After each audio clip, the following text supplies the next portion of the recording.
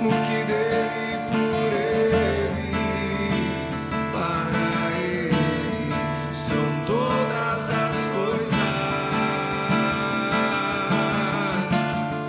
No que dele, por ele, para ele são todas as coisas.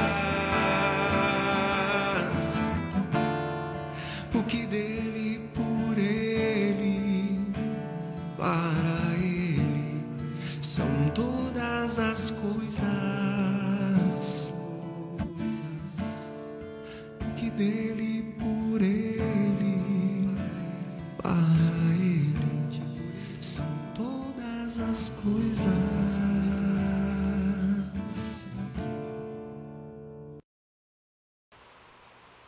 A paz do Senhor Jesus Cristo para todos vocês que nos assistem a partir de agora. Este programa é o programa do Ministério Fonte de Vida. Eu sou a pastora Cristina, tenho estado com você a cada programação e creio que através da palavra de Deus nós temos entrado dentro do seu lar, feito algo que somente a palavra pode realizar através da nossa vida. Levar um pouco de alegria, um pouco de paz, de entendimento, de boa notícia. Então, a partir desse momento, você está conosco e hoje, eu, além de cumprimentar você, eu quero apresentar uma pessoa que está aqui comigo, que é um pastor, que faz parte também do nosso ministério, o pastor José Antônio. Ele vai se apresentar nesse momento. Boa tarde, que a graça e a paz do Senhor esteja com todos vocês. É um prazer estar aqui com a pastora Cristina. Meu nome é José Antônio Carvalhal, alguns já me conhecem, de outras datas, mesmo porque somos habitantes desta cidade e já frequentamos há algum tempo o mesmo ministério, e a pastora Cristina foi a minha idealizadora e a minha guia, juntamente com o pastor Francisco, no meu projeto de vida com Cristo, né? Foi minha professora da escola bíblica. O pastor Rodrigo, evangelizamos a família. Pastor Rodrigo Sonsino hoje teve que dividir o quarto dele comigo algumas vezes, mesmo porque eu a perturbei praticamente 2 anos que nós ficamos ali na sua casa. Amém. Ela abriu a porta do seu lar juntamente com a sua família e merece toda a minha gratidão.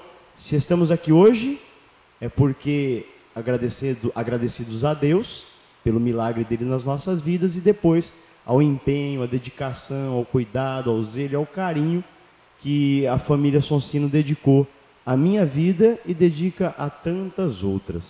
Amém. E nós estamos aqui hoje para conversarmos um pouco sobre um texto da palavra de Deus. Nós temos o momento da palavra, o momento da oração. Nós vamos orar por você, pela sua casa, pela sua vida, assim que nós terminarmos este diálogo, esta conversa. Então fique conosco até o final para receber a tua oração. Mas vamos lá, José Antônio, vamos abrir a palavra do Senhor no Salmo 55. Acho que você até já abriu aí, né? No Salmo 55, eu quero fazer a leitura de alguns versículos da palavra do Senhor e nós vamos depois conversar e chegarmos a uma conclusão a respeito de um momento da vida de Davi, né? E o salmista, então, ele diz assim, a partir do verso 1: Inclina, ó Deus, os teus ouvidos à minha oração. Não te escondas da minha súplica. Atende-me e ouve-me. Estou agitado e ando perplexo por causa do clamor do inimigo e da opressão do ímpio, pois eles lançam sobre mim iniquidade e com furor me hostilizam. O meu coração está angustiado dentro em mim. Os terrores da morte me sobrevêm. Temor e tremor me apertaram. O horror me cobriu. E eu disse: quem me dera asas como de pomba, eu voaria e estaria em descanso. Fugiria para longe, pernoitaria no deserto, apressar-me-ia ao meu refúgio, e longe da fúria do vento e da tempestade. Despedaça os ímpios, ó Senhor, e divide as suas línguas, pois eu vejo violência e contenda na cidade. De dia e de noite andam ao redor sobre os seus muros. Iniquidade e malícia estão no meio dela. Maldade há lá dentro. Astúcia e engano não se apartam das suas ruas. Se fosse um inimigo que me afrontava, eu o teria suportado. Se fosse um adversário que se engrandecia contra mim, dele eu me teria escondido.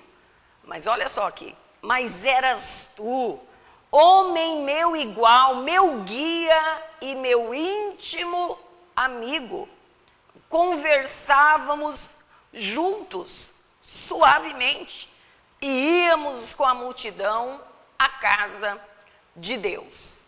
Bom, juntamente aqui com o pastor José Antônio, eu quero frisar algumas palavras do coração de Davi primeiro, pastor, que diz assim: ele estava agitado, ele estava vivendo um momento de perplexidade, agitação na sua alma, no seu coração, angústia, né? Coração angustiado, terrores de morte, né? Ele se sentia como se fosse morrer, horror, né? Era como se o vento e a tempestade tivessem atingido a sua vida. Ele via tudo como uma violência contra as suas emoções. Que mais? E muitas outras coisas que nós vimos aqui no texto. Bom, Davi então não estava nada bem. O seu coração estava angustiado, o seu coração estava perplexo, havia uma batalha dentro dele e havia um motivo que muitas vezes nós hoje enfrentamos, né? Ele diz que era por causa de um amigo, de alguém próximo. Pastor, então a primeira pergunta que eu quero fazer: as emoções normalmente são atingidas por causa do próximo, é ou não é verdade? Isso é um fato. Nós percebemos na história da sociedade que quando os seres humanos enfrentam grandes batalhas, não vamos nem nos ater aqui aos cristãos, elas são facilmente vencidas, superadas e tudo é colocado para trás com muita facilidade. Nós vemos aí o que aconteceu com a Europa durante a Segunda Guerra, que as nações se enfrentaram, mas que poucas décadas depois superaram os seus temores, os seus medos, reconstruíram as suas nações e as transformaram no que são hoje. E são povos que evitam o problema bélico, evitam as guerras entre nações vizinhas. Agora, quando nós olhamos para nações africanas, onde as lutas são internas, é o próprio povo, as próprias etnias que fazem parte daquela nação, que decidem por disputas de poder, conquistarem os seus próximos, eles acabam vivendo um momento de grande angústia, de terror, e que são décadas e décadas de lutas, de batalhas, de mortes, que assombram a vida daquelas pessoas. E assim nós podemos ver que também é conosco, com as nossas famílias, nas nossas casas, nos ciclos de amizade que vivemos. É muito mais fácil lidar com alguém que eu tenho contato somente no meu ambiente de trabalho, poucas horas por dia, do que lidar com uma situação, uma adversidade que surge entre eu e o meu irmão, eu e os meus pais, eu e os meus filhos, ou eu e um amigo muito íntimo de longas datas, que crescemos juntos, estudamos juntos, almoçamos juntos, passamos finais de semana juntos, e quando enfrentamos algum problema, a dificuldade de superação dessa angústia, dessa necessidade de conserto, ela é muito maior. Mesmo porque Satanás se apropria das emoções do ser humano para lançar suas setas e dizer: está vendo? a tua luta, a tua dificuldade, a tua necessidade é algo que partiu de alguém de quem você confiava, onde jamais você esperava que pudesse surgir uma afronta, onde você não esperava que fosse haver uma guerra, ela simplesmente surge e quer exterminar com a sua vida, quer lançá-lo no limbo. Olha só a descrição desse momento. Ele diz, se fosse um inimigo que me afrontava, eu até teria suportado. Então, é mais fácil você suportar a afronta de um inimigo que se declara inimigo. Agora, veja bem, não era um inimigo, esse adversário era alguém que nem era um adversário, né? Porque entrava com ele na casa de Deus, ia com ele, conversava com ele suavemente, ia com a multidão para a casa de Deus. Então você está querendo me dizer que, mesmo dentro do rol de amizades, dos irmãos, né, da igreja em si, como corpo de Cristo, nós enfrentamos lutas relacionais, relacionamentos quebrados, relacionamentos cortados por causa de uma afronta, de algo que traz um sofrimento no coração do homem, como trouxe no coração de Davi, certo?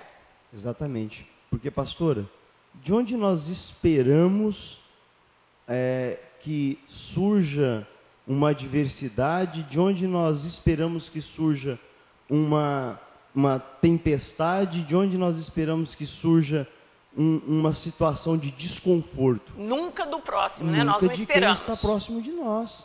Nós sempre esperamos que isso venha de pessoas que não fazem parte do nosso rol de amizades, de pessoas que frequentam o nosso lar. E quando nós vamos para a casa de Deus, e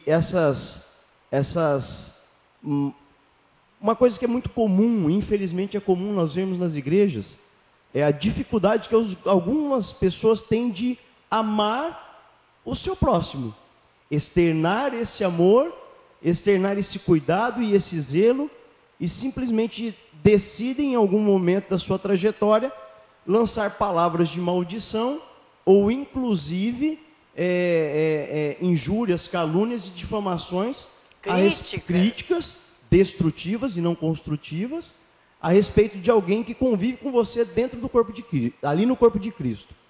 Então, quando isso surge na igreja, no corpo de Cristo, que são as pessoas que você espera que estarão ali para ampará-lo, assim é a sua família. Para amá-lo, para o que você espera da sua família? O que você espera dos seus pais? O que você espera dos seus filhos? O que você espera dos seus irmãos, dos seus parentes mais próximos e mais chegados? Que eles o socorram no momento de dificuldade. Você jamais espera que de lá surja uma situação que vai confrontá-lo ou colocá-lo em dificuldades.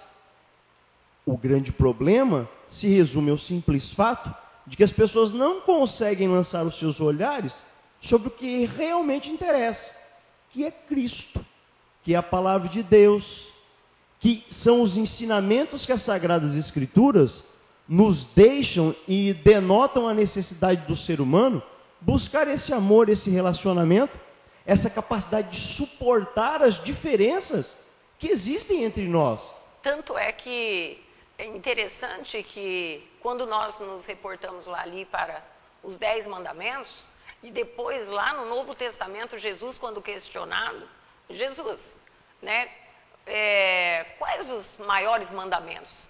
Ele resume os 10 mandamentos em 2 mandamentos, que seria então amar a Deus sobre todas as coisas e amar ao meu próximo como a mim mesmo.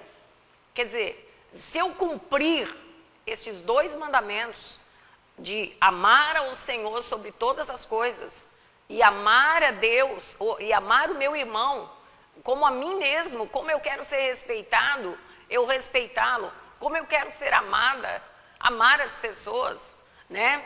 Como eu quero que se relacionem comigo, eu tentar me relacionar com as pessoas, então eu estarei cumprindo os outros mandamentos, né? Se eu respeito, se eu amo, eu não vou roubar, eu não vou matar, eu não vou desejar o que é do outro. Então, automaticamente, né, através do cumprimento destes 2 mandamentos de amarmos a Deus e o nosso irmão, o nosso próximo, né, nós vamos cumprir toda a lei, todo o mandamento, né, e nós vamos então estar diante de Deus, exercendo a sua palavra, exercendo na nossa vida aquilo que Deus nos dá, né? Nós precisamos ser capacitados pelo Espírito de Deus para podermos viver dessa forma, né? Nós vemos aqui a crise que Davi estava. Davi vivia uma crise que muita gente hoje vive nos nossos dias, né? Se tornam inimigos. E a maior crise que nós vemos que Davi viveu foi quando o seu próprio filho, Absalão, decidiu usurpar o reino para si. Talvez ele estivesse até falando de Absalão, né? Porque ele diz que essa pessoa frequentava a casa de Deus com ele.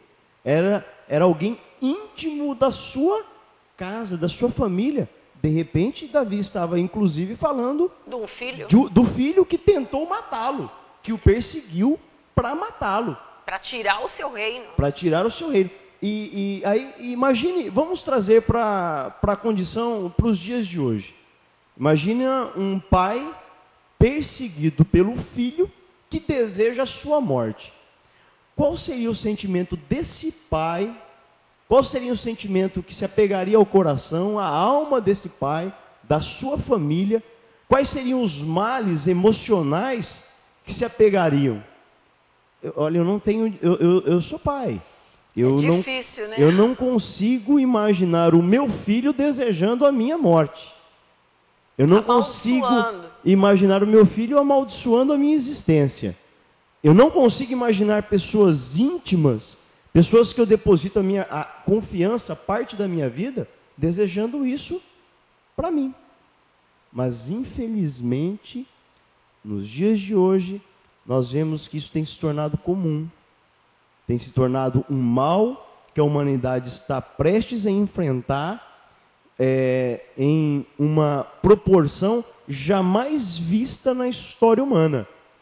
Fato é que você cotidianamente busca informações a respeito do que vem acontecendo e é muito comum nós vermos filhos matando seus pais por causa de bens materiais, pais abandonando seus filhos por questões ideológicas, ou inclusive como aconteceu recentemente, nós vimos aquele menino que perdeu a mãe e foi deixado alguns bens, o pai era o seu tutor, e infelizmente não sabemos o que levou àquela situação. O pai e a madrasta resolveram então dar cabo da vida daquela criança. Então, nós vemos que o ser humano hoje tem vivido essa angústia, essa necessidade da busca desse amor de Cristo, que a senhora resumiu muito bem nos 2 mandamentos que ele nos deixa, de nós colocarmos Deus acima de todas as coisas da nossa vida e depois depositarmos o nosso amor pleno na vida daqueles que são merecedores da nossa compaixão, da nossa misericórdia, do nosso cuidado, do nosso zelo, e não fazemos. Decidimos que eu preciso cuidar da minha vida. Hoje as pessoas resolveram que elas precisam cuidar das suas vidas. E não importa o que elas precisam fazer para galgar e alcançar os seus objetivos. Nem quem ou o que elas precisarão pisar. E isso tem refletido na maldade e nas atrocidades que nós, dia após dia, ouvimos, vemos, acompanhamos e, acima de tudo, nós nos admiramos destas ações, mas nos esquecemos que também somos responsáveis. Nós temos a nossa parcela de culpa em tudo que está acontecendo. Todo relacionamento existe uma culpa. Eu creio que não importa o tamanho dessa culpa, mas dos dois lados eu creio que há uma culpa, né, num relacionamento. Porque veja bem, olha só, ele diz aqui: tu eras um homem meu igual, meu guia e meu íntimo amigo. Certo? Aqui no versículo 13. Então, essa expectativa de Davi, talvez seja a mesma expectativa da nossa vida quando nós temos um amigo. Quando nós temos alguém em quem nós confiamos, né? E com quem nós caminhamos, com quem nós dividimos as nossas coisas, com quem nós compartilhamos a fé, né? Ele compartilhava a sua fé na casa de Deus. Ele com certeza explanava as suas experiências com Deus. Davi teve tantas experiências, né, com o Senhor. E tem coisa mais gostosa do que nós compartilharmos aquilo que Deus faz nas nossas vidas com alguém que compartilha da mesma fé? Um amigo, um irmão. Uma pessoa que nós confiamos, ali nós depositamos. Um familiar. Nós depositamos a nossa história nas mãos de algumas pessoas e que simplesmente deixam de olhar para a minha felicidade e decidem olhar só para a dela. Porque o grande problema mora justamente aí. A minha felicidade, a minha alegria como pai é ver os meus filhos bem. Como amigo, eu devo desejar que o meu amigo prospere em todas as áreas da vida dele e me alegrar com isso. Eu devo olhar para minha esposa e falar: nossa, que bom, a minha esposa está feliz, ela está conseguindo romper as suas dificuldades, as barreiras que a impediam de alcançar a sua felicidade, e ela está numa jornada, numa caminhada, onde ela vai poder chegar um dia e dizer: fui e serei feliz. Isso é o máximo para o ser humano. José Antônio, você me fez lembrar agora de muitas vezes quando eu estou realizando um casamento, e eu costumo dizer que quando você inicia uma aliança, né, você já vai para uma aliança de um casamento querendo ser feliz, é complicado. Você quer ser feliz, você quer receber, você quer ser satisfeito nas suas necessidades. Agora, quando você parte para uma aliança, para um casamento, como você citou, a alegria de uma esposa, quando você parte para esse relacionamento querendo ver o outro feliz, né? Querendo fazer do outro uma pessoa feliz, você inicia de uma forma poderosa, né? Da forma como Deus quer.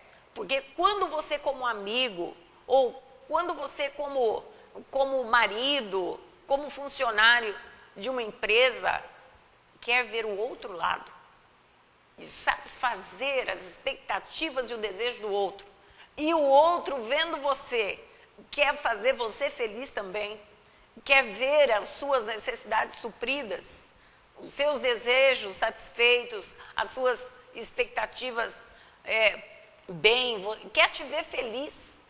Eu creio que quando você faz isso numa aliança, seja amizade, seja casamento, namoro, noivado, né? Eu tenho dito isso para os jovens também.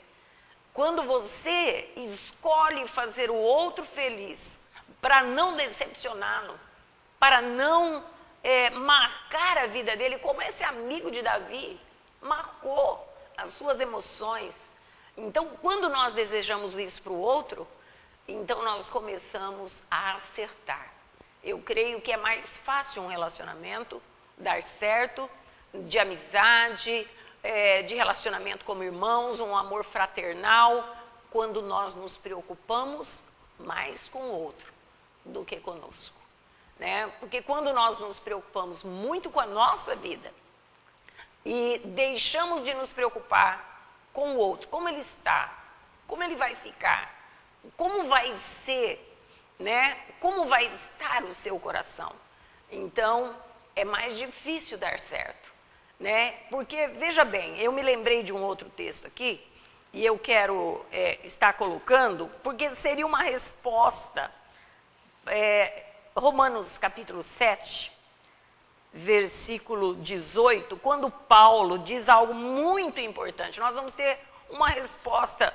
Por que o coração do homem ainda tem essa natureza maligna, né? Ele diz assim no verso 18, 7:18.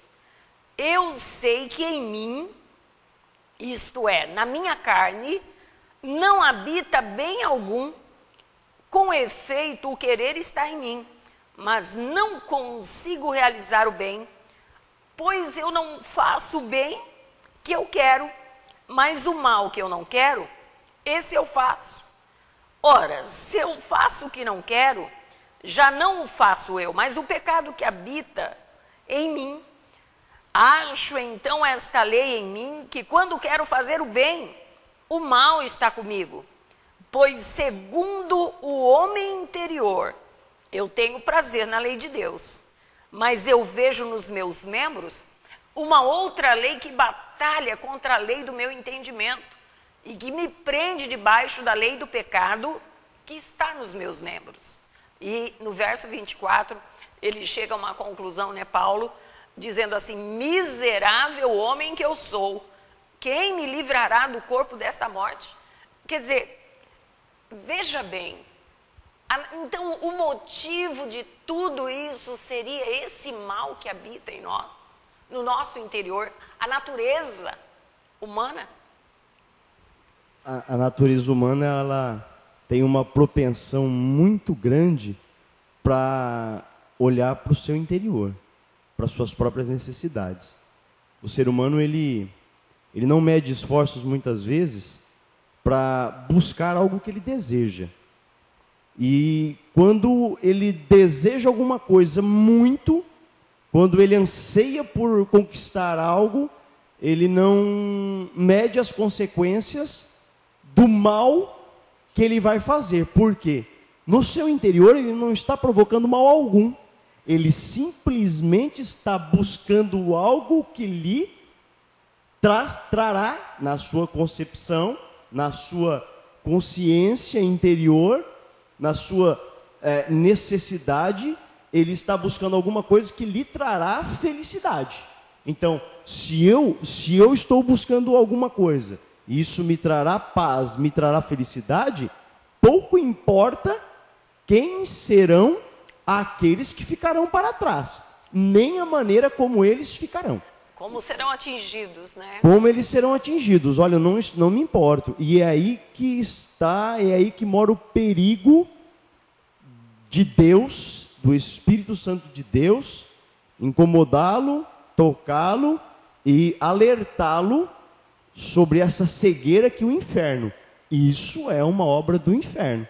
Essa cegueira que o inferno lança sobre a vida da humanidade, onde o ser humano é incapaz de observar que as suas atitudes estão trazendo mais danos do que benefícios àqueles que o cercam. E a gente vê isso como uma falta de Deus, porque a própria Bíblia diz que este inimigo, né, você diz que isso é algo demoníaco, é algo terrível, e a Bíblia diz que este inimigo das nossas almas, ele cega o entendimento do incrédulo, para que não lhes resplandeça a glória do Evangelho de Cristo Jesus.